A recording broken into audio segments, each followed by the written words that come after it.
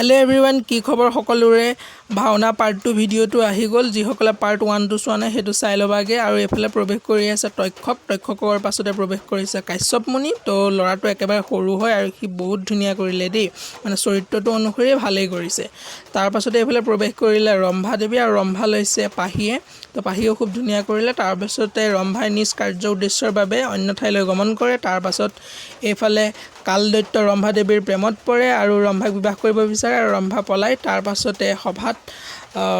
ইৰাৱতী আৰু পৰীক্ষিতৰ প্ৰৱেশ হয় আৰু ইৰাৱতী লৈছে আমাৰ ভন্তিৰ লগৰ জ্যোতিকা তো তাইও বহুত ধুনিয়া কৰিলে আৰু ইয়াৰ পাছতে প্ৰৱেশ হল ৰম্ভা আৰু শুকৰ ৰম্ভা দেৱীয়ে শুকদেৱক প্ৰেমৰ প্ৰস্তাৱ দিয়ে কিন্তু শুকদেৱে গ্ৰহণ নকৰে আৰু শুকদেৱে সেই আশ্ৰমখন ত্যাগ কৰি দিয়ে